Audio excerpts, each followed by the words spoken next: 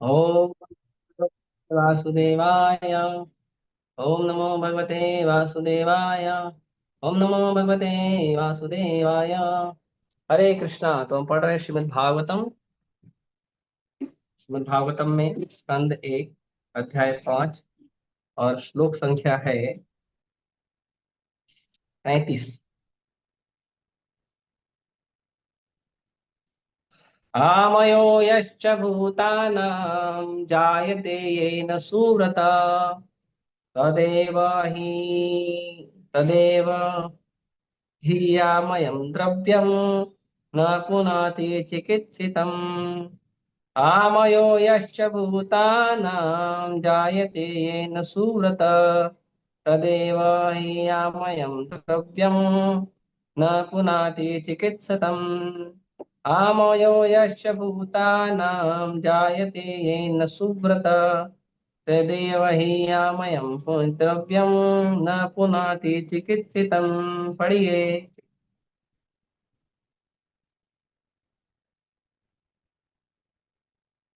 हरे कृष्ण प्रभु। हम्म।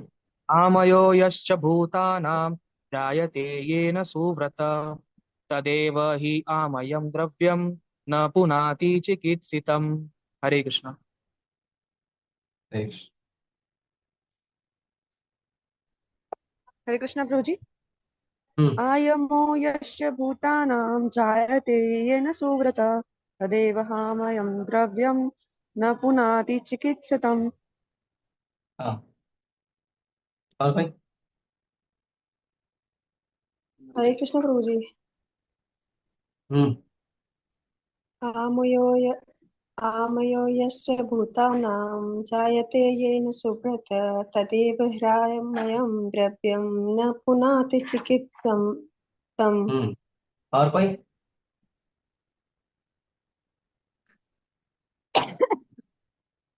ठीक है।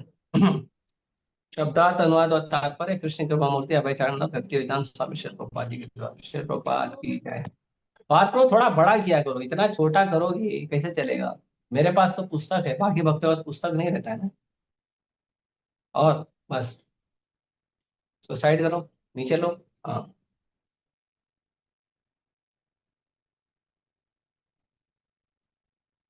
बस हो गया, इतना सुंदर लिखा है। आमयः व्याधियां, यह च जो भी, भूतानां जीवों की, जायते संभव होती है, ये न जिसके द्वारा, सुव्रत हे महात्मा, तत वह, एव ही हे निश्चय ही, आमयः आमयम व्याधि, द्रव्यम वस्तु, न नहीं, पुनाति अच्छा करती है, चिकित्सितम उपचार की गई। हे श्रेष्ठ पुरुष, क्या भैषज विज्ञान की विधि से प्रयुक्त की गई कोई वस्तु उस रोग को ठीक नहीं कर देती जिससे ही वह रोग उत्पन्न हुआ हो। तात्पर्य। कुशल चिकित्सक अपने रोगी के चिकित्सा अनुपान द्वारा करता है। उदाहरणार्थ, कभी कभी दूध के बने पदार्थ खाने से पेट गड़बड़ा जाता है, किंतु जब उसी दूध को दही में परिणत करके उसमें कुछ अन्य औषधियां मिला दी जाती हैं, तो वह उस गड़बड़ी को दूर कर देता है। इसी प्रकार भौतिक जगत के तापोत्रय को केवल भौतिक कार्यों से दूर नहीं किया जा सकता। ऐसे कार्यों को उसी तरह आध्यात्मिक बनाने की आवश्यकता है जिस प्रकार लोहे को अग्नि में तपाकर लाल कर लिया जाता है और तब अग्नि अपना कार्य करती है। इसी प्रकार किसी वस्तु की भौतिक अवधारणा तुरंत ही बदल जाती है यदि हम उसे भगवान की सेवा में लगा देते हैं। आध्यात्मिक सफलता का यही रहस्य है। हमें ना तो प्रकृति पर प्रभुत्व जताने का प्रयास करना चाहिए, न ही भौतिक वस्तुओं का परित्याग करना चाहिए। बुरे सौदे के सदुपयोग की सर्वश्रेष्ठ विधि यह है कि सारी की सारी वस्तुओं का उपयोग भगवान के लिए किया जाए। प्रत्येक वस्तु परमात्मा से उद्भूत है। वे अपनी अचिंत्य शक्ति से आत्मा को पदार्थ में तथा पदार्थ को आत्मा में बदल सकते हैं। अतः भगवान की परम इच्छा से कोई भी तथाकथित भौतिक वस्तु तुरंत ही आध्यात्मिक शक्ति में बदल सकती है। ऐसे परिवर्तन के लिए आवश्यक शर्त यह है कि तथाकथित पदार्थ को आत्मा की सेवा में लगाया जाए। अपने भौतिक रोगों का उपचार करने तथा अपने आप को उस आध्यात्मिक स्तर तक उठाने के लिए जहाँ न दुख है, न शोक और न भय, यही एकमात्र उपाय है। इस प्रकार जब प्रत्येक वस्तु भगवान की सेवा में लगा दी जाती है तो हमें अनुभव होता है कि परम ब्रह्म के अलावा कुछ भी नहीं है। इस प्रकार सर्व खलु इदं ब्रह्म यह वैदिक मंत्र चरितार्थ होता है। ठीक है। ओम अज्ञानतिमिरान्धस्य ज्ञानाञ्जनशलाकया चक्षुरुन्मिलितं येन तस्मै श्रीगुरुवे नमः। श्रीचैतन्यमनोभीष्टं स्थापितं येन भूतले स्वयं रूप कदा मह्यं ददाति स्वपदान्तिकम्। वन्देऽहं श्रीगुरो श्रीयुतापदकमलं श्रीगुरून् वैष्णवांश श्रीरूपं साग्रजातं सहगण रघुनाथान्वितं तं सजीवं साद्वैतं सावधूतं परिजनसहितं कृष्णचैतन्यदेवं श्रीराधा कृष्णपादान् सहगण ललिता श्रीविशाखान्तांश्च नमो विष्णुपादाय कृष्णपृष्ठाभूतले श्रीमते भक्तिवेदांत स्वामी निति नामिने नमस्ते सारस्वते देवे गौरवाणी प्रचारिणे निर्विशेष शून्यवादी पाश्चात्य देशतारिणे नमो विष्णुपादाय कृष्णपृष्ठाय भूतले श्रीमते भक्ति सिद्धांत सरस्वती नामिने श्रीवार्षभानवी देवी दयिताय कृपाब्धये कृष्ण संबंध विज्ञान दायिने प्रभवे नमः। माधुर्योज्वल प्रेमाढ्य श्रीरूपानुग भक्तिदा श्री गौर करुणा शक्ति विग्रहाय नमोस्तुते। नमस्ते गौरवाणी श्रीमूर्तये दीनतारिणे रूपानुगा विरुद्धा अपसिद्धांत ध्वान्तहारिणे नमो गौर किशोराय साक्षात् वैराग्यमूर्तये विप्रलम्बरसाम्बोधे पादाम्बुजाय ते नमः। नमो भक्ति विनोदाय सच्चिदानन्दनामिने गौरशक्ति स्वरूपाय रूपानुगवराय ते गौराविर्भाव भूमे स्वं निर्दिष्टा सज्जन प्रिय वैष्णव सार्वभौम श्री जगन्नाथाय ते नमः। वाञ्छाकल्पतरुभ्यश्च कृपा सिन्धुभ्येव च पतितानां पावनेभ्यो वैष्णवेभ्यो नमो नमः। नमो महावदन्याय कृष्णा प्रेम प्रदायते कृष्णाय कृष्ण चैतन्य नाम्ने गौरतुषे नमः। पंचतत्वात्मकं कृष्णं भक्तरूप स्वरूपकं भक्तावतारं भक्ताख्यं नमामि भक्तशक्तिकं। हे कृष्ण करुणा सिंधु दीनबंधु जगत्पते गोपेश गोपिका कांत राधा कांता नमोस्तुते। जयतां सुरतरुर्पंगो मम मंदा मतेर्गति मत्सर्वस्य पादाम्भोजो राधा मदन मोहनो दिव्यद्वन्द्वारण्यकल्पद्रुमादः श्रीमद्रत्नागार सिंहासनस्थौ श्रीमद्राधा शीलगोविन्ददेवो प्रेष्ठालिभिः सेवमानो स्मरामि। श्रीमान् रासरसारम्भी वंशे वट्टटस्थितः कर्षन् वेणुसुनैर्गोपी गोपीनाथाय श्रीयस्सुनः तप्तकाञ्चन गौराङ्गी राधे वृन्दावनेश्वरी वृषभानुसुते देवी प्रणमामि हरिप्रिये। जय श्री कृष्ण चैतन्य प्रभु नित्यानंद श्री अद्वैत गदाधर शिवासादि गौर भक्तवृंद। हरे कृष्णा कृष्णा कृष्णा हरे हरे हरे राम राम राम हरे हरे। हरे कृष्ण। हाँ, तो पिछले श्लोक में हमने चर्चा किया कि कहते हैं नारद मुनि कि ये बात संसार के सारे विद्वान कहते हैं कि संसार के जितने भी कष्ट हैं, संसार के जितने भी दुख है, उसका एक ही उपचार है, उसका एक ही इलाज है, और वो है कि अपने सारे कर्मों को भगवान की सेवा में समर्पित कर दिया जाए। और अब यहाँ बोल रहे हैं कि अ, पहले तो व्यासदेव जी को वो कह रहे हैं श्रेष्ठ पुरुष। आगे कहते हैं, क्या भैषज विज्ञान की विधि से अब, प्रयुक्त कोई भी प्रयुक्त की गई कोई वस्तु उस रोग को ठीक नहीं कर देती जिससे ही वह रोग उत्पन्न हुआ है। तो यहाँ पे एक भेषज विज्ञान बताया गया है। इतना मुझे इसका मतलब नहीं पता, पर जहां तक मैं समझ पाया हूं वो बता रहा हूँ कि एक विज्ञान होता है जिस विज्ञान के अनुसार जिस वस्तु से आपको बीमारी होती है वही वस्तु आपके उपचार का कारण बनती है। जो वस्तु से आपको कष्ट हुआ है वही वस्तु आपके आराम का कारण बनती है। जो वस्तु आपके बंधन का कारण है वही वस्तु आपके मुक्ति का कारण बनती है। यहाँ पे उसी चीज का वर्णन किया गया है कि प्रभुपाद जी कहते हैं कि कुशल चिकित्सक अपने रोगी की चिकित्सा अनुपान द्वारा करता है।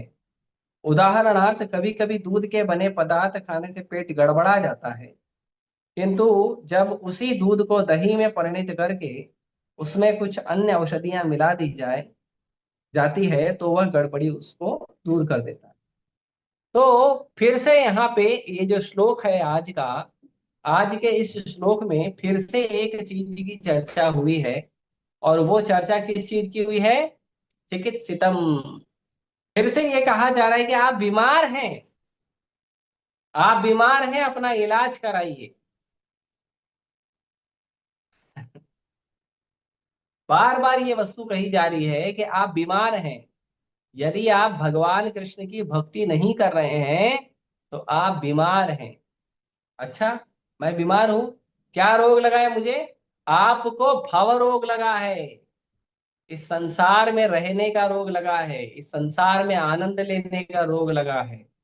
जैसे मैंने अ, बताया आप लोगों को पिछली कथाओं में कि जो पायलट है वो ट्रेनिंग तो लिया है प्लेन उड़ाने का, लेकिन वो प्लेन नहीं उड़ा रहा है, उसको एयरपोर्ट के अंदर ही घूमना है। उसी प्रकार भगवान की अनंत कृपा से, भगवान की असीम कृपा से हम लोगों को ये प्लेन मिल गया है, भौतिक शरीर मिल गया है मनुष्य का, जिससे हम भगवान के धाम जा सकते हैं। लेकिन हमें क्या पसंद है? 84 लाख योनियों का चक्कर। तो ये बीमारी है कि आपको मशीन कुछ और दिया गया है और उस मशीन से आप काम कुछ और करना चाहते हैं। अभी जैसे हमारे पास कोई वस्तु है और उस वस्तु से हमको क्या काम करना है वो देखें, है ना? तो उदाहरण के लिए हम देखते हैं हमारे पास एक गिलास है। तो ये ग्लास का क्या उपयोग है? ये ग्लास का उपयोग है कि इसमें हम पानी पी सकते हैं, दूध पी सकते हैं, कोई भी तरल पदार्थ को रखकर पी सकते हैं, जूस पी सकते हैं, सूप पी सकते हैं, है ना? तो इसके अंदर हम कुछ ना कुछ सामान रखकर उपयोग कर सकते हैं। लेकिन ग्लास फेंक के किसी को मार भी तो सकते हो। तो ग्लास खरीदे हो किस लिए? कि आपको कोई तरल पदार्थ पीने की इच्छा है, तो तरल पदार्थ को आसानी से ग्लास में पिया जा सकता है। लेकिन यदि कोई उस गिलास का उपयोग करे लोगों को मारने में, तो उसका भी तो उपयोग होगा, लेकिन वो उपयोग गलत होगा। जैसे मोबाइल, मोबाइल किस लिए मिला है? मोबाइल हमको मिला है, मोबाइल में हम इंटरनेट चला सकते हैं, मोबाइल में हम फोटो खींच सकते हैं, वीडियो बना सकते हैं, मोबाइल में हम अलग अलग प्रकार के, उसमें अब आजकल मोबाइल के अंदर ऐप आ गए हैं तो बहुत सारे अलग अलग ऐप से हम फोटो एडिटिंग कर सकते हैं। मोबाइल से हम कॉल कर सकते हैं, रेडियो चला सकते हैं, म्यूजिक चला सकते हैं, वीडियो प्ले कर सकते हैं। इतने सारे काम है मोबाइल से। लेकिन कुछ लोग क्या करते हैं, मोबाइल उठा के फेंक देते हैं और तोड़ देते हैं मोबाइल। गुस्सा आ गया, उनको कोप भवन में भेजना चाहिए। अब क्या करें, आजकल कोप भवन नहीं है, तो अपना मोबाइल पे ही सारा कोप उतार देते हैं, तोड़ देते हैं मोबाइल, गुस्सा उतारने का वस्तु बना लिए हैं। मोबाइल फेंक कर मार देंगे, या मोबाइल को पेपर वेट की तरह यूज करते हैं कई बार। तो मोबाइल फेंक कर मारने के लिए है, या गुस्सा आया इसलिए तोड़ने के लिए है, या पेपर वेट बनाने के लिए इसलिए है क्या? नहीं, वो उसका गलत उपयोग है। ऑब्वियसली उसके उपयोग में वो आ रहा है, लेकिन वो गलत उपयोग है मोबाइल। या बच्चों को टाइम पास करने के लिए मोबाइल दे दिया है कि ये हमको कुछ दूसरा काम करना है, तो हमको बिजी रहना है, इसीलिए बच्चों को मोबाइल में बिजी कर दो। तो ये गलत उपयोग है मोबाइल का। मोबाइल का सही उपयोग नहीं है। मोबाइल का सही उपयोग है कि अपने जीवन की सही प्रगति के लिए कार्य करें। लेकिन मोबाइल में लोग वीडियो गेम खेलते हैं, मोबाइल में लोग यहाँ वहाँ की रील्स चलाते हैं, मूवीज देखते हैं, और मोबाइल का गलत उपयोग करते हैं। और जो उनको बहुमूल्य समय मिला है भगवान की भक्ति करने का, उस बहुमूल्य समय को वो लोग इंटरनेट पे, सोशल मीडिया पे, और और भी कई सारे अन्य वस्तु हैं, वो सब करने में बर्बाद कर देते हैं। तो ये मोबाइल का गलत उपयोग है। तो हमें समझना चाहिए कि सही उपयोग क्या है, गलत उपयोग क्या है। उसी प्रकार ये मनुष्य शरीर दिया गया है आपको भगवान के धाम जाने के लिए। ये प्लेन है, टेक ऑफ करने के लिए दिया गया है। लेकिन हम क्या कर रहे हैं? हम इसी भौतिक संसार में 84 लाख योनि में घूमने का भाव रख रहे हैं। और हम भगवान के पास भी जाते हैं तो भगवान के पास भी जाके क्या बोलते हैं? प्रभु, अगर आप मुझ पर दया करना चाहते हो, अगर आप मेरी भक्ति से, मेरी सेवा से प्रसन्न हो, तो कृपया करके मुझे मेरी इंद्रिय तृप्ति के लिए सहायता कीजिए। ये हमारा भाव हो गया है अब, कि भगवान से जाके हम क्या मांग रहे हैं? जहर मांग रहे हैं। ये इंद्रियां जो है, ये इंद्रियां हमें दिन ब दिन हमारे काल की ओर ले जा रही हैं, और हम भगवान को बोलते हैं थोड़ा स्पीड बढ़ाइए। ये हमारी परिस्थिति है आज, कि भगवान के पास भी यदि किसी को बुलाया जाए तो बोलते हैं मेरा बच्चा पास हो जाए, मुझे घर मिल जाए, मुझे गाड़ी मिल जाए, हमारा बेटा का, बेटी का अच्छी जगह विवाह हो जाए, हमारे घर में किसी का रोग हुआ है वो ठीक हो जाए। भगवान से भी यही मांग रहे हो, हमारा धंधा बिजनेस अच्छा चलने लगे, हमारा नौकरी लग जाए कहीं पे। भगवान से मांगिए कि भगवान आशीर्वाद दीजिए, मैं रोज मंगला आरती आऊं। भगवान आशीर्वाद दीजिए, मैं सुबह सुबह उठकर 16 माला ब्रह्म मुहूर्त के अंदर पूरा करूं। भगवान से मांगिए कि भगवान आशीर्वाद दीजिए, मैं आपके गुण कथा लीला को, जो आपके ग्रंथों में लिखा गया है और जो वैष्णव आचार्यों द्वारा कहा गया है, उसको सुनूं ध्यान से, उसको पढ़ूं ध्यान से, मेरा मन लगे आपकी लीला कथा श्रवण में, लीला कथा पढ़ने में, पठन में। भगवान से प्रार्थना करिए कि भगवान, भौतिक संसार के इस जाल में तो मैं अनंत जन्मों से फंसा हुआ हूँ, इस अनंत जन्मों से फंसा हुआ हूं, अभी तो निकालिए, अभी तो मुझे बचाइए, कम से कम ये जन्म तो मैं आपकी सेवा कर सकूं। भगवान से ये मांगिए। भगवान से कहिए कि प्रभु, मेरा कम से कम समय लगे मेरे भौतिक संसार में, भौतिक संसार की इंद्रिय तृप्ति में, भौतिक संसार में जो भूत आप तो जो रिश्तेदार हैं, हाँ, उसमें मेरा कम समय लगे, मेरा ज्यादा समय लगे आप में, आपके भक्तों में, गुरुओं में, गुरु के चरणों में मेरा ज्यादा समय लगे। भगवान से ये मांगना चाहिए। भगवान से क्या मांगते हैं? पैसा दे दो, रुपया दे दो, लड़का दे दो, लड़की दे दो, स्वास्थ्य दे दो। तो भगवान से भी जाके हम क्या मांग रहे हैं? जहर मांग रहे हैं, इंद्रिय तृप्ति। इतना बड़ा रोग लगा है, इसी को भवरोग कहते हैं, इसी को भवरोग कहते हैं। अब देखो, महाराष्ट्र में चुनाव चालू है, कुछ समय पहले पूरे भारत का चुनाव हुआ। तो आप देखो, नेता लोग भी भगवान के पास जा रहे थे, क्या मांगने जा रहे थे? हे प्रभु, हमें नेता बना दीजिए, हम भारत के नेता बन जाएं, या हम इस राज्य के नेता बन जाएं। क्यों? ताकि हम ज्यादा इंद्रिय भोग कर सकें। ये इंद्रिय भोग की आदत लगी है। और इस इंद्रिय भोग की आदत में हम लोग इतने ज्यादा मग्न हो गए हैं कि ये रोग दूर ही नहीं हो रहा है। ये रोग लगा हुआ है। प्रभुपाद जी बताते हैं इसी श्लोक के लेक्चर में। प्रभुपाद जी बता रहे हैं कि रोग किसे, अभी कोई कहेगा तो क्या हम खाना पीना बंद कर दें? नहीं, आपका कहने का मतलब क्या है? हम खाना पीना बंद कर दें? हम लोगों से बातचीत करना बंद कर दें? अपना सगा संबंधी से संबंध तोड़ दें? सब कुछ छोड़ के चलो, छोड़ो घर बार, चलो हरिद्वार वाला भाव रखें? क्या करें आप बताइए? आप बताइए, आप क्या कहना चाहते हैं? क्या हम खाएं नहीं, पिए नहीं, अच्छी वस्तु देखे नहीं, केवल भगवान का भगवान का भगवान का करें? ऑब्वियसली करना यही है। तो देखिए, हमारा कहने का आशय ये नहीं है। ये जो आज का श्लोक है ये इस बात को क्लियर करता है कि हमारा कहने का क्या मतलब। ये इस्कॉन वाले लोगों को जो भक्ति करवा रहे हैं, प्रसाद खिला रहे हैं, ग्रंथ पढ़वा रहे हैं, इसका कहने का मतलब क्या है वो समझ। तो इसीलिए प्रभुपाद जी बहुत सुंदर उदाहरण दिए हैं, इस श्लोक में भी दिए हैं और इसके श्लोक के लेक्चर में भी प्रभुपाद जी देते हैं। प्रभुपाद जी कहते हैं कि जैसे मान लो आपको रसगुल्ला पसंद है। आपको रसगुल्ला पसंद है और कोई व्यक्ति आपको लाकर रसगुल्ला दे रहा है ना, बढ़िया बड़ा डब्बा लेके आया रसगुल्ला, उसमें 40-50 रसगुल्ले हैं, और बोला खाओ। कितना खाओ? 1, 2, 3, 10, 20, 50, कितना खाओगे? आपको रसगुल्ला पसंद है, इसका मतलब आप ज्यादा रसगुल्ला खाओगे तो क्या होगा? बीमार हो जाओगे। आपको तीखा पसंद है, ज्यादा तीखा खाओगे तो क्या होगा? बीमार हो जाओगे।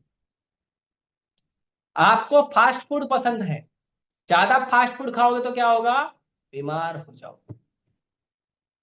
आपके शरीर के लिए जो वस्तु उपयोगी है, वो वस्तु को भी यदि आप लिमिट से ज्यादा उपयोग करोगे, उसको लिमिट से ज्यादा अपने शरीर पर लगाओगे, तो क्या होगा? बीमार हो जाओगे। उसी प्रकार हमारा देखना, सुनना, सूंघना, स्वाद चखना, खाना, स्पर्श करना, कार्य करना, इन सब की एक मर्यादा है। जरूरत से ज्यादा नहीं करना चाहिए। आपको धन की इच्छा है, कमाइए। लेकिन आप कमाने के बाद आपको जो धन प्राप्त होता है, जितना आपके लिए उपयोग है उतना ही उपयोग करिए, बाकी दे दीजिए साधु वैष्णव की सेवा में अपने पास। आपको कोई वैभव प्राप्त हुआ है, उस वैभव को लीजिए और उस वैभव को लगा दीजिए भगवान की सेवा में। जैसे आजकल कोई बड़ा क्रिकेटर बन गया, कोई बड़ा एक्टर बन गया, तो वो क्या करता है? उस व्यक्ति को चाहिए कि जो उसका यश है, जो उसका फेम है, उसको भगवान की सेवा में लगाए, मंदिर में जाए, लोगों से निवेदन करे भगवत गीता पढ़ने में। ये उस सार्थकता है। यदि किसी व्यक्ति को यश प्राप्त होता है, कोई बड़ा क्रिकेटर बन गया है, कोई बड़ा एक्टर बन गया है, कोई बड़ा नेता बन गया है, उनका ये जिम्मेदारी है। कोई बड़ा साधु बन गया है, उसका ये जिम्मेदारी है कि वो समाज में जाकर लोगों से निवेदन करे, भगवत भावना भावित हो जाइए, भगवान की भावना से पूरित हो जाइए। ये उसकी जिम्मेदारी है। लेकिन बड़ बन गया, क्या करेगा? कोल्ड ड्रिंक बेचेगा। दारू का जो सब्स्टिट्यूट है, सोडा बेचेगा। बड़ा एक्टर है, क्या करेगा? गुटखा बेचेगा, तंबाकू बेचेगा, क्रीम बेचेगा। क्यों? उससे पैसा मिलता है। भगवान का भक्ति करने से क्या होता है? अरे भगवान का भक्ति करने से आपका जो भौतिक रोग लगा है ना, वो ठीक होता है। पर नहीं समझता है। बचपन में इन्हें ज्ञान नहीं दिया गया, जोश जोश में आ गए, क्रिकेट खेलना है, क्रिकेट खेलना है, बहुत मेहनत किए, क्रिकेटर बन गए, बहुत मेहनत किए, एक्टर बन गए, बहुत मेहनत किए, नेता बन गए। अब क्या करेंगे? अब जो यश मिला है, उस यश से और ज्यादा इंद्रिय भोग की सामग्री तैयार करेंगे। तो क्या होगा? ज्यादा इंद्रिय भोग की सामग्री तैयार करोगे तो क्या होगा? रोगी बन जाओ। इस संसार का जो रोग है, भौतिक रोग, वो लग जाएगा। और इस भौतिक रोग में फंसने के बाद आप ज्यादा दुखी रहो। इसीलिए आपके पास बीमारी आती है। तनाव, क्रोध, काम, ये सब बीमारी है। ये सब लक्षण है बीमारी के। भौतिक संसार की बीमारी का यही लक्षण है। काम, क्रोध, लोभ, मोह, ये सब भौतिक बीमारी के लक्षण है। यही आते हैं। बहुत अमीर व्यक्ति हो, बहुत बड़े व्यक्ति हो, बिल गेट्स जितना बड़ा व्यक्ति है, परिवार नहीं चल रहा, बीवी छोड़ के भाग गई। बहुत सुंदर स्त्री हो, ऐश्वर्या राय हो, घर टूट गया।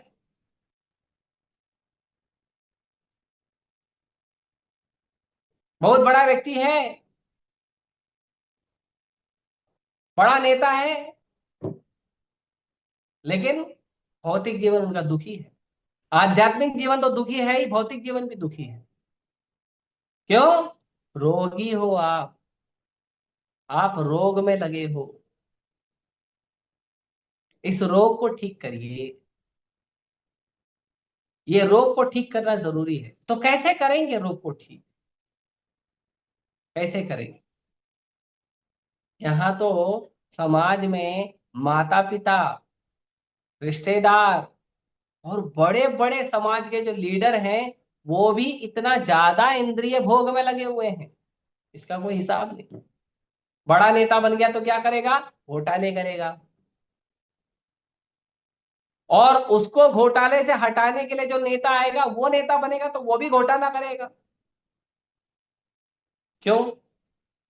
क्योंकि यद् यद् आचरति श्रेष्ठ तत्तदेवेतरो जनः। माँ बाप को यदि बच्चा गलत कार्य करते हुए देखता है, चोरी करते हुए देखता है, क्रोध करते हुए देखता है, मारपीट करते हुए देखता है, झगड़ा करते हुए देखता है, बेटा क्या सीखेगा? नेता लोगों को यदि हम देखते हैं झगड़ा करते हुए, चोरी करते हुए, घोटाला करते हुए, मारकाट करते हुए, तो जनता क्या सीखेगी? यद् यद् आचरति श्रेष्ठ। जो जो समाज के बड़े लोग करते हैं, समाज के बाकी लोग वही फॉलो करते हैं। और ऐसा नहीं है ये रोग अभी का, ये रोग पहले का भी। चारवाक मुनि कहते थे। एक मुनि हुए चारवाक मुनि, भौतिक चीजों में आनंद लेने के लिए वो उन्होंने उन्होंने भी बहुत प्रेरणा दी है, चारवाक मुनि नाम का।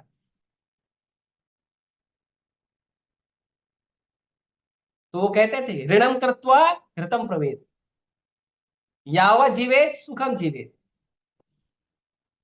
कि कर्जा लो चलेगा, लेकिन घी पियो। जब तक जियो सुख से जियो। फिर मर जाना, फिर मर जाएंगे।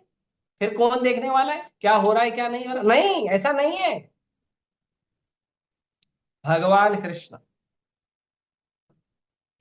भगवान कृष्ण ने रोहिणी और सुतपा, इनकी प्रार्थना से प्रसन्न हुए। इनकी प्रार्थना से भगवान प्रसन्न हुए तो भगवान ने क्या किया? भगवान प्रसन्न हुए, उनके सामने आए और उनको पूछे, मांगो वरदान, मैं प्रसन्न हूं। तो रोहिणी और सुतपा ने कहा कि प्रभु, हमें आप जैसा पुत्र चाहिए। भगवान बोले ओके। भगवान ओके इसलिए बोले क्योंकि भगवान के लिए तो सब कुछ समर्थ है, भगवान हर चीज में समर्थ है। तो भगवान को कोई भी कुछ मांगता है तो भगवान तुरंत ओके बोलने में समर्थ है, तुरंत ओके बोल देते हैं। लेकिन फिर भगवान सोचे, मेरे जैसा तो कोई है ही नहीं। मेरे जैसा तो केवल मैं ही हूं, मैं अपने आप को कैसे दे दूं? ये सोचने में थोड़ा समय लग गया, देरी हो गई। तो भगवान को 3 गुना ब्याज देना पड़ा। यदि आप किसी व्यक्ति से कर्जा लेते हो, तो उस कर्जे को यदि आपने समय पे नहीं चुकाया तो उसका नियम बनता है कि उस कर्जे को आप 3 गुना चुकाओ।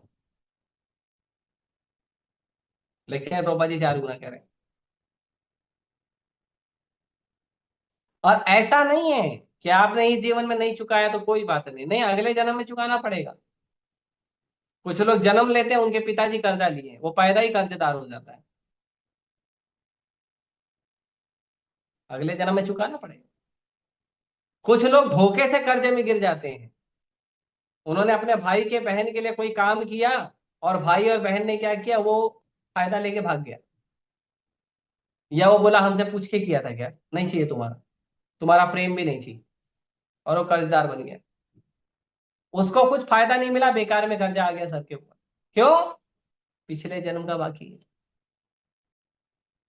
देना पड़ता है, 3 गुना 4 गुना देना पड़ता है। टोपा जी कहते हैं भारत ऐसा नहीं था, भारत के लोग ऐसे नहीं थे।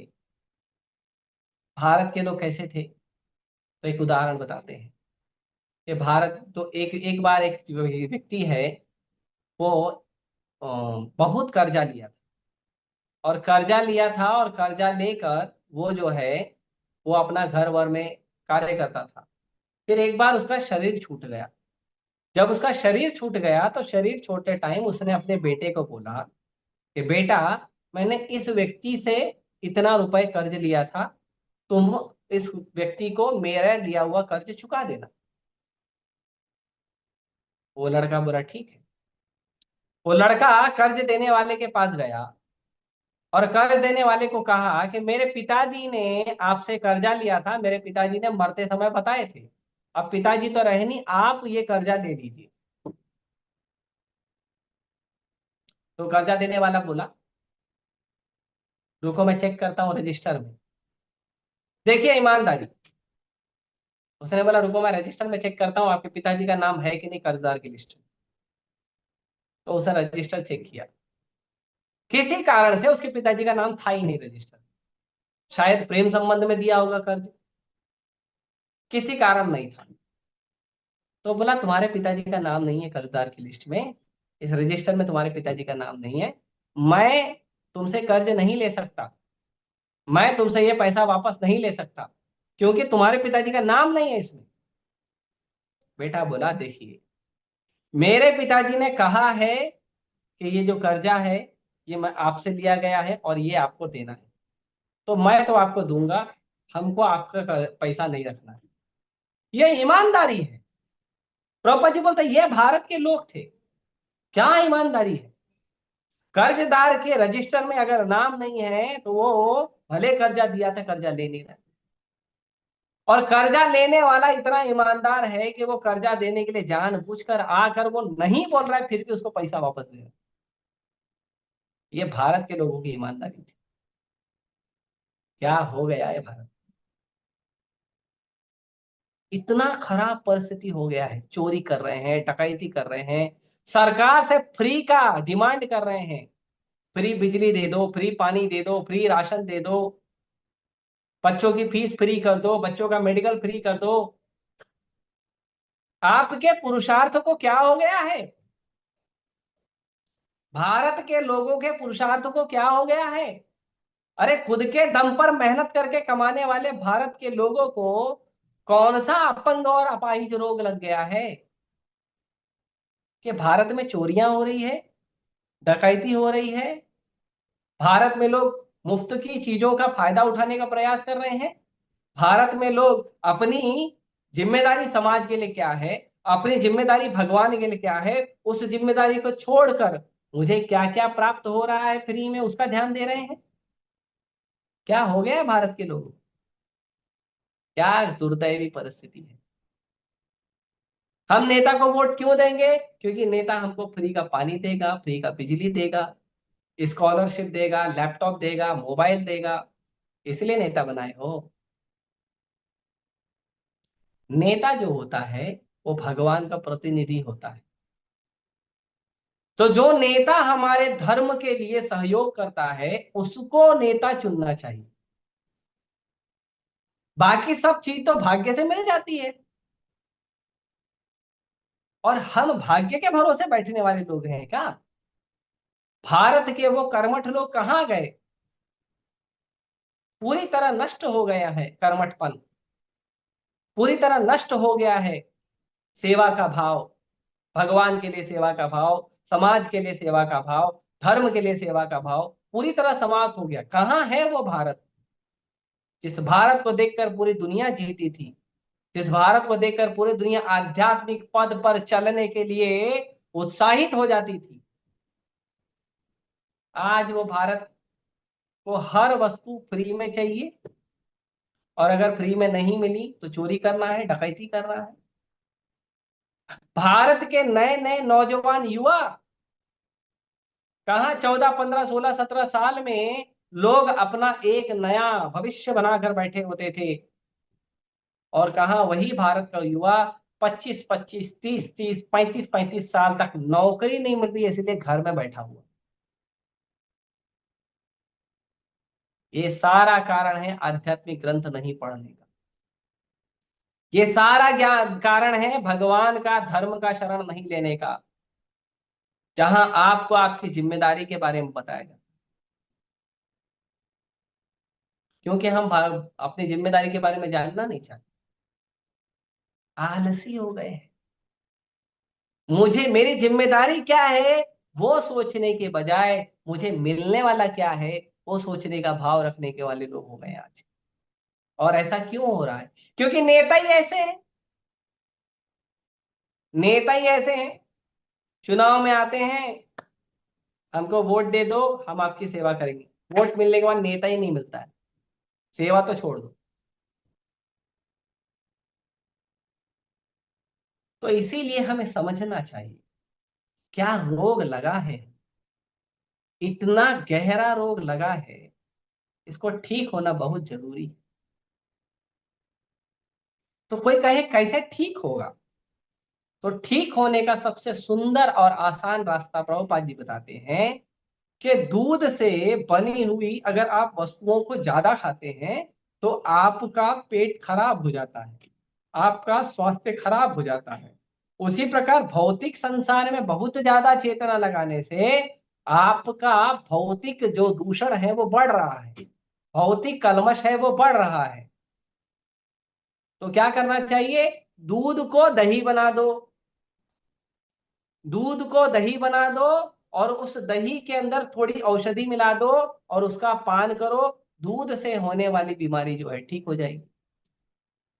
जैसे लोगों को लूज मोशन हो जाता है, डिसेंट्री हो जाता है, क्या कहते हैं, दस्त हो जाता है। तो क्या करते हैं? दूध से दस्त हो गया तो क्या करते हैं? दही लेते हैं, दही में काली मिर्च या नींबू या काला नमक या सेंधा नमक डाल के बढ़िया बना के पी लेते हैं, ठीक हो जाता है उससे। तो दूध से बीमारी हुई, दूध से ही ठीक हो रही है, खाली दूध का रूप बदलना पड़ेगा। तो उसी प्रकार भौतिक चेतना से हमें संसार का रोग लग रहा है, भवबंधन का रोग लग रहा है। बस आपकी इसी चेतना को आध्यात्मिक कर लीजिए। जो कार्य आप कर रहे हैं उसी कार्य में कृष्ण को जोड़ दीजिए। आपको जीवन छोड़ने के लिए नहीं कहे हैं, समाज छोड़ने के लिए नहीं कह रहे हैं, कुछ छोड़ना नहीं है, केवल कृष्ण को अपने जीवन में जोड़ना है बस। यदि आप कृष्ण को अपने जीवन में जोड़ दोगे तो हमारा ये सारा दूषण, ये सारा रोग खत्म हो जाएगा। चिकित्सितम, यही उपचार है। संसार में जो हमें रोग लगा है उस रोग का यही उपचार है कि संसार की जो भौतिक चेतना है, काम क्रोध लोभ मोह मोह मद मत्सर, जो भौतिक इंद्रिय तृप्ति की जो हमारी चेतना है, और भौतिक इंद्रिय तृप्ति की चेतना को थोड़ा सा घुमा दीजिए और कृष्ण के साथ जोड़कर आगे लेके जाइए।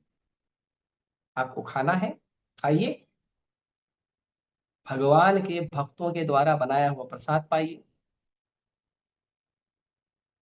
आपको कुछ सुनना है, सुनिए, भगवान की कथा सुनिए, भगवान का कीर्तन सुनिए। आपको कुछ देखना है, देखिए, भगवान के मंदिर को देखिए, भगवान के धाम को देखिए, भगवान के विग्रह को देखिए, भगवान के भक्तों को देखिए। आपको कुछ करना है, करिए, अपना काम करिए, जो भी आपका कार्य है, आपके निजी जो आधारभूत जो आवश्यकताएं हैं उसको करिए, और साथ में भगवान के साथ करिए। सबसे पहला समय भगवान को दीजिए। सुबह जल्दी उठिए, सुबह जल्दी उठ के मंगल आरती करिए, जप करिए, यदि सुबह 4 बजे उठकर 5 बजे उठकर आप मंगल आरती करने से पड़ोसी डिस्टर्ब हो रहे हैं, तो पहले जप कर लीजिए, बाद में मंगल आरती कर लीजिए। पहले हरे कृष्ण महामंत्र जप कर लीजिए, 6 बजे 7 बजे तक हो जाएगा, 7 बजे मंगल आरती करिए। सब लोग अपने घर में करिए, मंगल आरती करताल बजा के 15 मिनट भगवान का गुणगान करिए, गुरु की महिमा का गान गान करिए, नरसिम्हा देव का प्रार्थना पढ़िए, तुलसी महारानी की आरती पढ़िए। ये सब करिए, रोज करिए। भगवान के लिए भोग बनाइए, भोग बनाते समय लेक्चर सुनिए, कीर्तन सुनिए, और लेक्चर सुनकर कीर्तन सुनकर क्या करना है, भोग बनाना है, और भोग भगवान को अर्पित करिए। 10 मिनट 15 मिनट भगवान के विग्रह के सामने जाएगा, गुरु को मंत्र पढ़ के, भगवान को मंत्र पढ़ के वो भोग अर्पित कर दीजिए, और फिर वही भोग प्रसाद के रूप में जब आएगा उसको पाइए। और फिर करिए, आपका स्कूल जाइए, कॉलेज जाइए, जॉब जाइए, नौकरी जाइए, धंधे पे जहां जाना जाइए। रात को वापस जब घर पे आते हो, कृष्ण की कथा सुनिए, कृष्ण का कीर्तन सुनिए, ग्रंथों का अध्ययन करिए, सो जाइए। आपके पढ़ाई के, लिखाई के, कॉलेज स्कूल के, दोस्तों से मिलने के, रिश्तेदारों से मिलने के, और आपके काम धंधा व्यापार या किसी भी चीज के अंदर कोई बाधा लाने के लिए हम नहीं कह रहे हैं, वो सब करिए, लेकिन उसके साथ साथ आप जो कार्य कर रहे हैं उस कार्य में कृष्ण को जोड़िए जीवन में। हमारे जीवन में जो बीमारी हमें लगी है, ये बीमारी अनर्थों की बीमारी, दोषों की बीमारी, कष्टों की बीमारी इसलिए है क्योंकि हमारे जीवन में कृष्ण नहीं है, हमारी चेतना कृष्णमय नहीं है। इस चेतना को कृष्णमय बना दीजिए, तो क्या होगा, आप चेतना को कृष्णमय बनाओगे तो ये रोग दूर हो जाएगा। एक ही चेतना है, यदि उसको भौतिक बनाओगे तो रोग पड़ेगा, और उसी उसी चेतना को यदि आप आध्यात्मिक बनाओगे तो रोग ठीक हो जाएगा। नहीं तो हम ऐसे ही संसार में बंधे रहेंगे। कोई भी वस्तु आप ज्यादा खाइए, आप दूध खाइए, रबड़ी खाइए, जरूरत से ज्यादा खा लीजिए, क्या होगा, दस्त लग जाएगा, पेट खराब हो जाएगा। उसी आप दूध की वस्तु दही बना दीजिए, दही से बनाकर आप देखिए, वही दस्त ठीक हो जाएगा। तो उसी प्रकार हमें हमारी चेतना को भगवान की चेतना के साथ जोड़ना चाहिए। यही उपाय है, यही चिकित्सा है। इसीलिए नारद मुनि कहते हैं कि केवल एक ही चिकित्सा है, कृष्ण के बारे में सुनो, ज्यादा से ज्यादा सुनो, ज्यादा से ज्यादा कृष्ण के बारे में कहो, कृष्ण का सेवा करो, यही चिकित्सा है। नहीं तो संसार में और कोई दूसरा उपाय नहीं है जिससे संसार में शांति ला सका जाए, व्यवस्था ला सकी जाए, संपन्नता लाई जा सके। भारत के लोग जब पूरी तरह आध्यात्मिक थे तो भारत के घर घर में सोने के सिक्कों के बोरे भरे रहते थे, और उनके पास इतना सोने का सिक्का होता था कि गिनने का समय नहीं होता था। वही भारत के लोग 1 ग्राम, 2 ग्राम, 1 तोला, 2 तोला, 5 तोला सोना के लिए कितना दुखी होते हैं। 10-10 साल, 15-15 साल पैसा कमा के, गाड़ी कमाई खर्चा करके थोड़ा सा टुकड़ा सोना खरीदते हैं। जो भारत में हर जगह सर्वत्र सोना ही सोना था, वो भारत में लोग प्लास्टिक थर्माकोल में जी रहे हैं।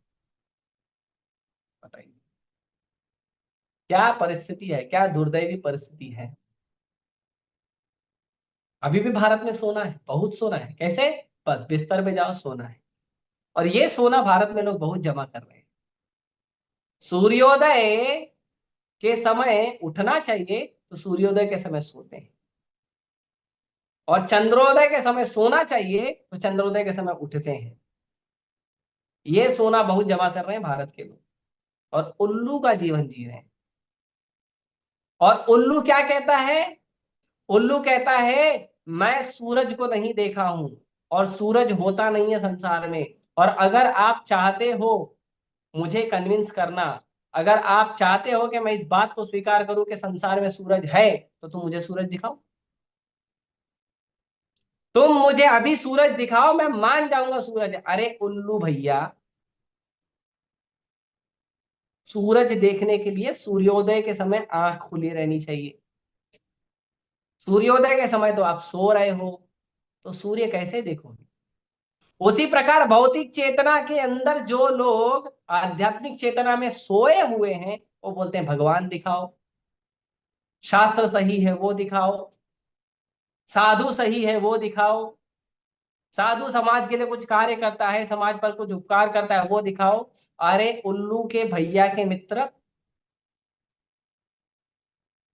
आप पहले अपनी भौतिक चेतना को साइड में रखिए और आध्यात्मिक जीवन जीने का थोड़ा सा प्रयास करिए।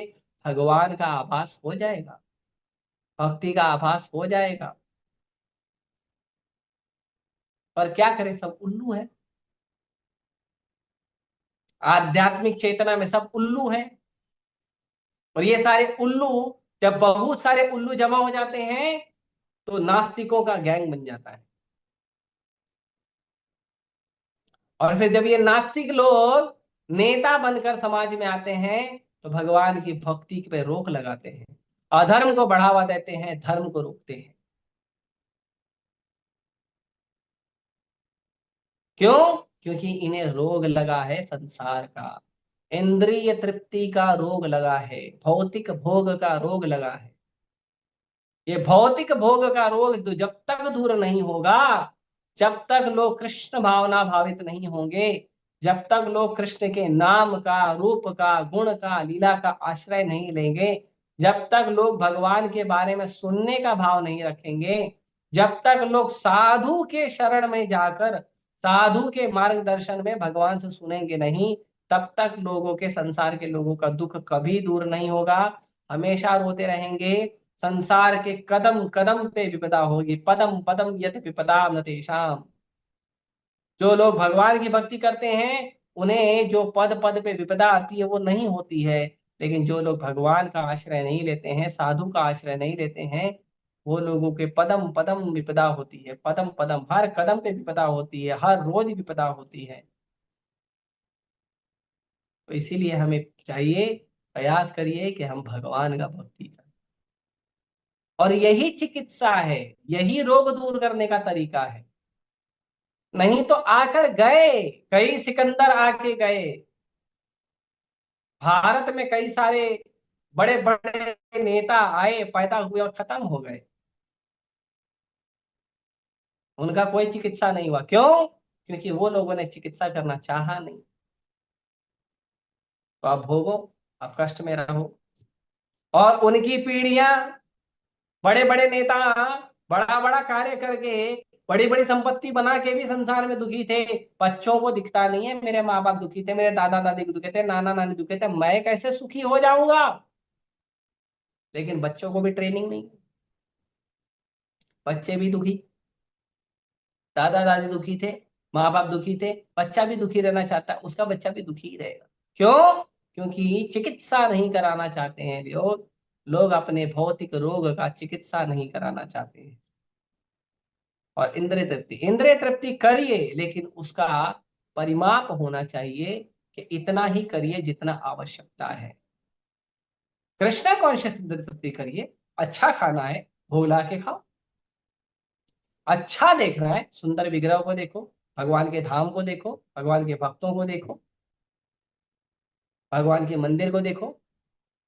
अच्छा सुनना है, भगवान के बहुत सारे कीर्तन है, हर भाषा में कीर्तन है, उसको सुनो। अच्छा बोलना है, भगवान कृष्ण का गुणगान करो, लोगों को गाली मत दो। भगवान का जो उत्तम चरित्र है, भगवान जो उत्तम श्लोक है, भगवान जिनका गुणगान वेदों के चुने हुए उत्तम श्लोकों से किया जाता है, उस गुणगान को करो। इससे अच्छा क्या बोलोगे?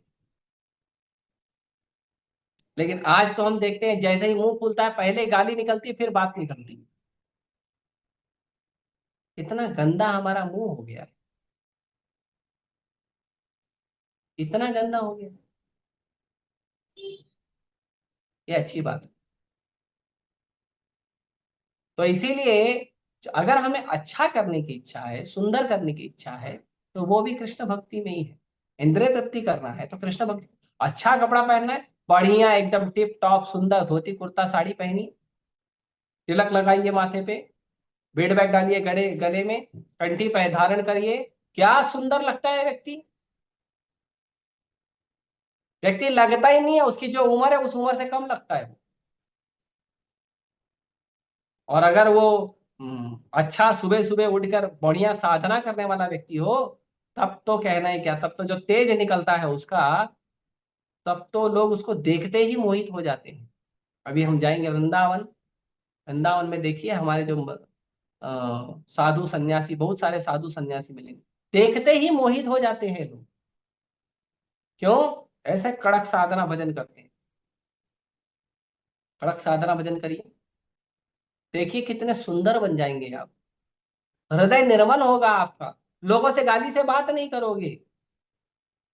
इतनी सुंदर व्यवस्था, इतना सुंदर हमारे लिए व्यवस्था किया गया है इंद्रिय तृप्ति के लिए, और हम खराब इंद्रिय तृप्ति में लगे हुए हैं, गंदी इंद्रिय तृप्ति में लगे हुए हैं। क्यों? क्योंकि हमें रोग लगा हुआ है संसार। मांस खाएंगे, दारू पिएंगे, अवैध संबंध बनाएंगे, जुआ सट्टा खेलेंगे। क्यों? क्योंकि समाज के नेता सिखाते हैं, क्रिकेटर सिखाते हैं, एक्टर सिखाते हैं, इसीलिए हम कर।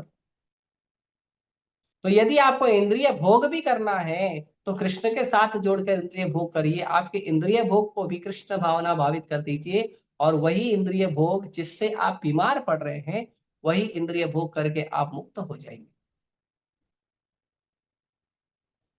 तो इसीलिए हमें उसका प्रयास करना चाहिए, शुद्ध होने का प्रयास, नहीं तो हम हमेशा दुखी रहें। इसीलिए इस तात्पर्य में प्रभुपाद जी कहते हैं,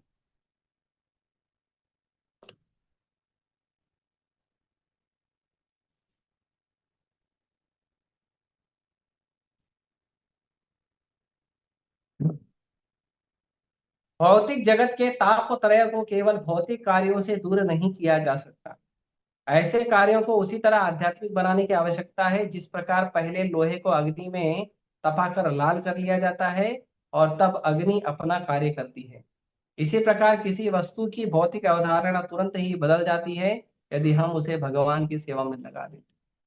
जैसे लोहा है, लोहा साधारण है, लेकिन अगर उसी लोहे को आप अग्नि में तपा दो तो कुछ समय के बाद वो लोहा नहीं रहता, वो अग्नि हो जाता है।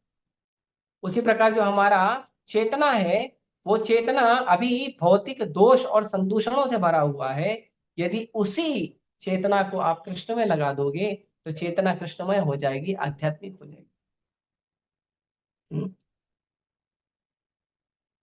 इसीलिए प्रभुपाद जी कहते हैं, हमें न तो प्रकृति पर प्रभुत्व जताने का प्रयास करना चाहिए और न ही भौतिक वस्तुओं का परित्याग करना चाहिए। पूरे सौदे के सदुपयोग की सर्वश्रेष्ठ विधि यही है कि सारी की सारी वस्तुओं का उपयोग भगवान के लिए किया जाए। प्रभुपाद जी कहते हैं कि ना तो हमको त्याग करना चाहिए, त्याग भी नहीं करना चाहिए, और ना हमको भोग करना चाहिए। संसार की जो वस्तु है वो कृष्ण की है, तुम त्याग के क्या त्यागोगे, और कृष्ण की वस्तु को भोग कर क्या प्राप्त करोगे। तो ना आपको त्यागना है ना आपको भोगना है, आपको क्या करना है, संसार की वस्तु को संसार के स्वामी कृष्ण की सेवा में रखना। इसे एक उदाहरण देते प्रभुपाद जी कि रास्ते में मान लो कुछ रुपया गिर गया है, कुछ धन कहीं गिरा हुआ है। तो तीन प्रकार के लोग होते हैं। एक व्यक्ति देखता है धन को, उसको बहुत अच्छा लगता है, रास्ते में धन मिल गया, फ्री में धन मिल गया, वो धन को उठाता है, तुरंत लेके भाग जाता है। दूसरा व्यक्ति धन देखता है तो बोलता है मेरा नहीं है, और मैं उसको लूंगा तो मेरे को उसका पाप लगेगा, या उसका जो जो भी कर्म है वो लगेगा, तो वो लेता नहीं है, त्याग देता है। एक लेता है, उठा के भाग जाता है, दूसरा लेता ही नहीं है। तीसरा उस धन को देखता है और सोचता है कि किसका होगा, तो वो पता करता है किसका है और उस व्यक्ति को ले जाकर देता है। तो तीनों में सर्वश्रेष्ठ कौन हुआ, पहला वाला, दूसरा वाला, या तीसरा वाला? तीसरा वाला सर्वश्रेष्ठ हुआ, जो ना भोग रहा है न त्याग रहा है, जो क्या कर रहा है,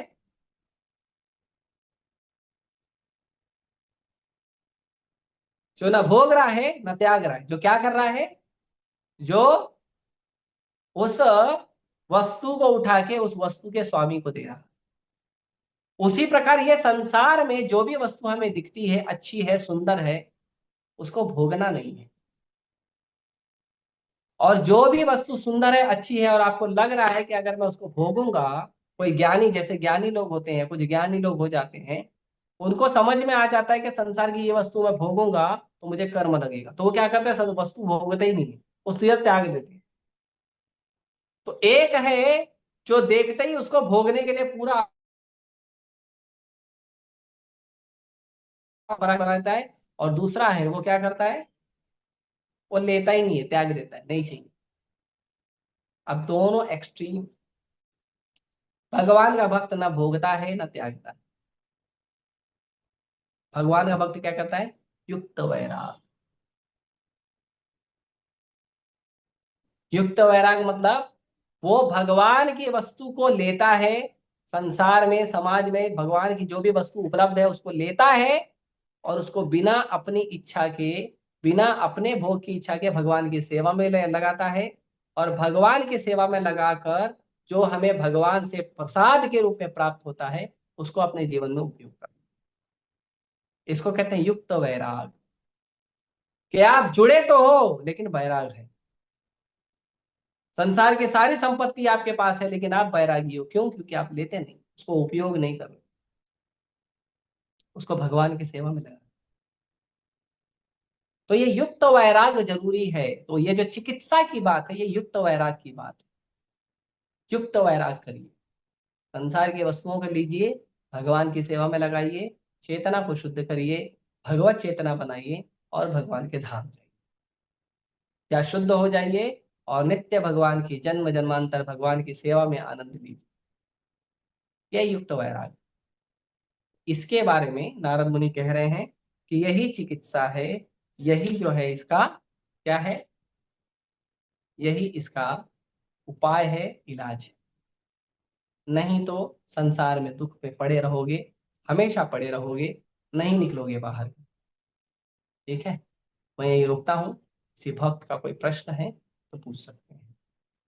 हरे कृष्ण।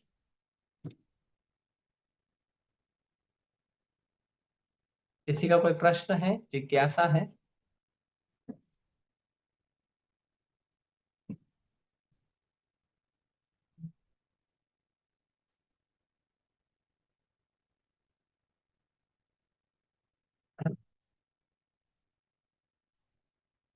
क्या प्रश्न है? Hare Krishna, I have a question. First, do oath really work? Second, between chanting and study, which one should get priority when both are pending? Okay, बहुत सुंदर प्रश्न है आपका। ओथ का मतलब क्या है, आप ओथ से क्या समझते हो, ये मुझे बताइए, उसके बाद मैं बताऊंगा, क्योंकि ओथ भी कई प्रकार के होते हैं। ओथ का मतलब बताइए, आपके अनुसार ओथ का क्या मतलब? हरे कृष्णा प्रभु। और मतलब कसम, जो मतलब मम्मी पापा हमें देते हैं कि तुझे मेरी कसम है, इसके साथ मत घूम, इसके साथ मत जा, ये मत कर। Actually I don't know what is oath. Oath का मतलब होता है प्रण लेना ना, प्रतिज्ञा लेना। ओथ का मतलब होता है प्रतिज्ञा लेना, प्रण लेना, डिटर्मिनेशन, उसको ओथ कहते हैं ना। कि आपने प्रण लिया है कि आज से मैं ये अच्छा काम करूंगा, उसको ओथ कहते हैं।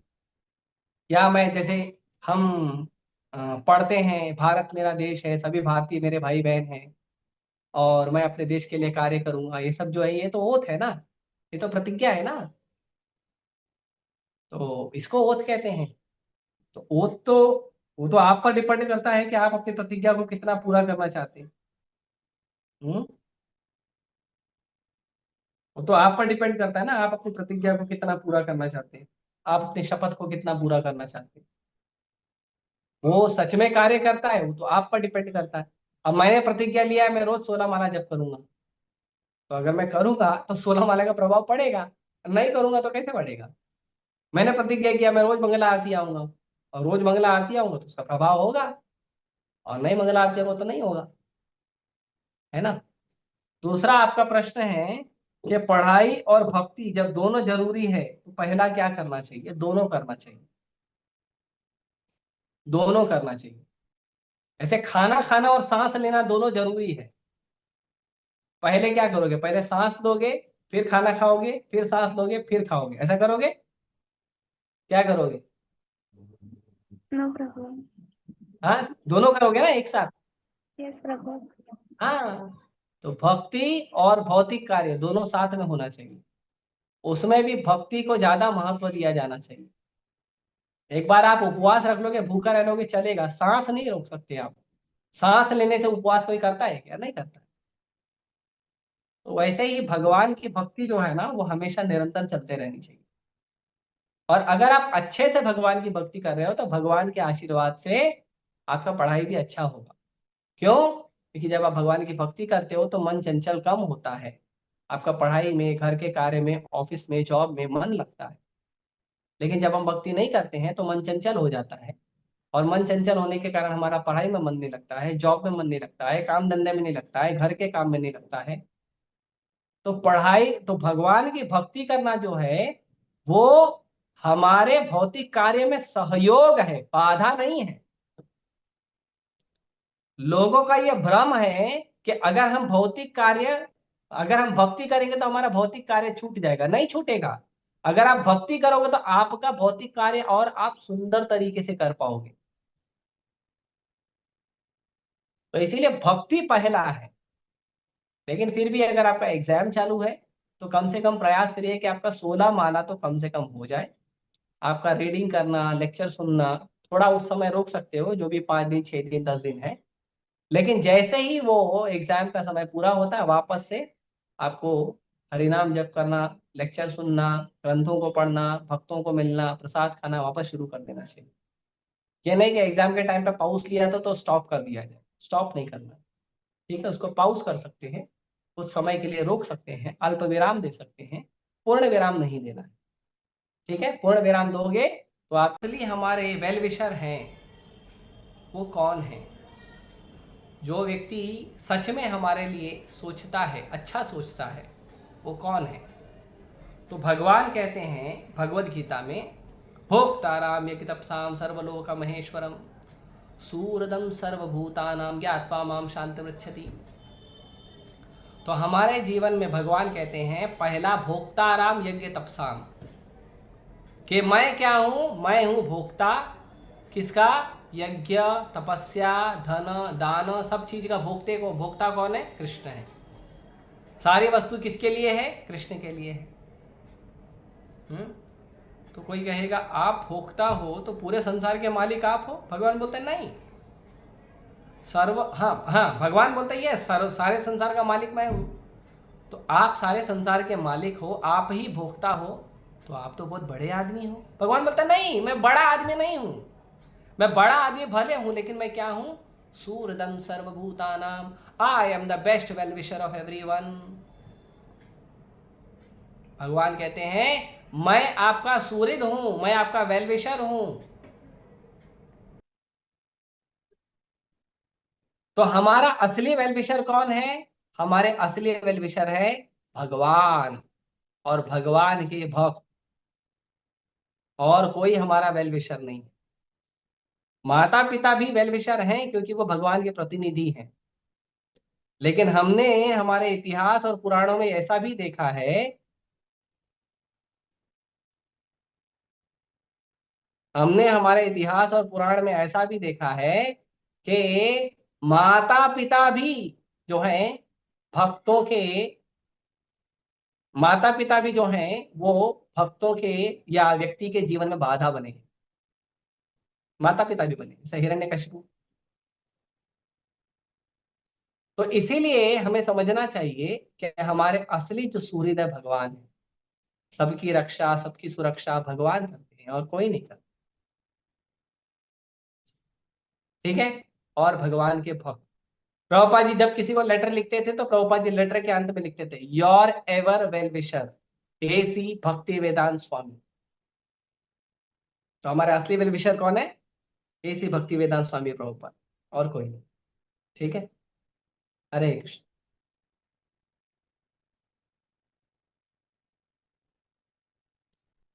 ठीक है, अगला प्रश्न है, प्रभु जी यह लोहे का जो उदाहरण दिया है मुझ जड़ बुद्धि को अच्छे से समझ नहीं आया, अगर आप उचित समझे तो दोबारा बता सकते हैं क्या? यस, बिल्कुल बता सकते हैं, क्योंकि हम आपके सेवक हैं, इसीलिए बताएंगे जरूर। तो ये जो लोहे का उदाहरण है, ये उदाहरण प्रभुपाद जी ने दिया है। प्रभुपाद जी कहते हैं कि लोहा साधारण लोहा होता है, साधारण लोहा लोहे की तरह कार्य करता है, लेकिन अगर वो साधारण लोहे को यदि आप अग्नि में डाल दो, अग्नि मतलब आध्यात्मिक शक्ति, तो जब वो अग्नि में तप जाता है तब वो साधारण लोहा नहीं रहता, तब वो अग्नि बन जाता है। उसी प्रकार संसार की कोई भी वस्तु जो जड़ है, वो जड़ वस्तु चेतन हो जाती है। कैसे? जब वो चिन्मय वस्तु से, जो चिन्मय जगत है, चिन्मय भगवान है, भगवान के चिन्मय भक्त हैं, जब उनसे जुड़ जाती है तो वो भौतिक वस्तु चिन्मय हो जाती है। तो ये उदाहरण बहुत महत्वपूर्ण है। प्रभुपाद जी कहते हैं भगवान की दोनों शक्ति है, जड़ शक्ति भी भगवान की है, चिन्मय शक्ति भी भगवान की है, और भगवान उसको घुमा सकते हैं। इसका उदाहरण प्रभुपाद जी देते हैं कि जैसे जो एक्सपर्ट इलेक्ट्रिशियन होता है, वो एक्सपर्ट इलेक्ट्रिशियन क्या करता है, वो एक ही करंट से वस्तु को ठंडा करना और वस्तु को गर्म करना, दोनों चीज, दोनों का करने वाली वस्तु बना सकता है। जैसे पानी ठंडा करना है तो पानी ठंडा करना और पानी गर्म करना, दोनों कार्य करने वाला वस्तु को वो एक ही इलेक्ट्रिक सप्लाई से बना सकता है। ऐसे भगवान जो है वो एक्सपर्ट पर्सन है, वो संसार, भौतिक संसार को बनाए हैं, भौतिक जड़ संसार को बनाए हैं, लेकिन जब ये भौतिक जड़ संसार आध्यात्मिक चेतना, आध्यात्मिक अग्नि में चले जाता है, और आध्यात्मिक अग्नि में जब पूरी तरह से तप जाता है, तो यही जो भौतिक वस्तु है वो तब भौतिक न होकर आध्यात्मिक कार्य करती है। जैसे हम खाते हैं दाल, रोटी, सब्जी, चावल, हम ये सब खाते हैं, है ना? यही क्या है, यही अगर भोग ना लगा तो भौतिक है, और यही भगवान को भोग लगा तो आध्यात्मिक है। यही हमारा शरीर है, शर्ट पैंट पहन के यहाँ वहां घूमो तो क्या है, तो हम भौतिक दिखते हैं। और यही हमारा शरीर है, सुंदर तिलक लगा लीजिए, कंठी पहन लीजिए, धोती कुर्ता पहन लीजिए, हाथ में जप माला ले लीजिए, तो यही व्यक्ति देखो आध्यात्मिक दिखता है। तो भौतिक और आध्यात्मिक में अंतर यही है कि जैसे लोहा है वो जड़ है, वो ठंडा होता है, शांत होता है, लेकिन जब उसको आध्यात्मिक अग्नि में तपाया जाता है तो वही लोहा जो है वो अग्नि का काम करता है, तब वो लोहे का काम नहीं करता। जैसे आपके घर में तवा होगा, वो तवा पे रोटी बनाते हो, जब तवा ठंडा है तब आप रोटी नहीं बना सकते, क्योंकि रोटी को अग्नि की जरूरत है, तवे की जरूरत नहीं है। लेकिन उस तवे से आप रोटी को थोड़ा सा सहारा देते हो ताकि रोटी का चित्र विचित्र बदल ना जाए, थोड़ा सा सहारा देते हो, लेकिन रोटी पकती है अग्नि से। अग्नि से पकने के लिए क्या करना पड़ता है, तवे को अग्नि बनाना पड़ता है। तो जब तवा अग्नि होता है तब वो रोटी बनाता है, तब वो रोटी को पकने में सहायता करता है। उसी प्रकार हमारी जो जड़ चेतना है, वो हमारी जड़ चेतना कब पकेगी, जब हम आध्यात्मिक अग्नि से जुड़ेंगे, भगवान से जुड़ेंगे, भगवान के शुद्ध भक्तों से जुड़ेंगे, तब हमारी चेतना अग्निमय होगी, आध्यात्मिक। ठीक है, और किसी को कोई प्रश्न?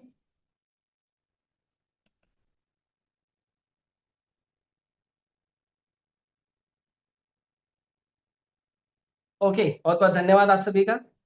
अंतरा श्रीमद् भागवतम की जय, श्रील प्रभुपाद की जय। हरे कृष्ण।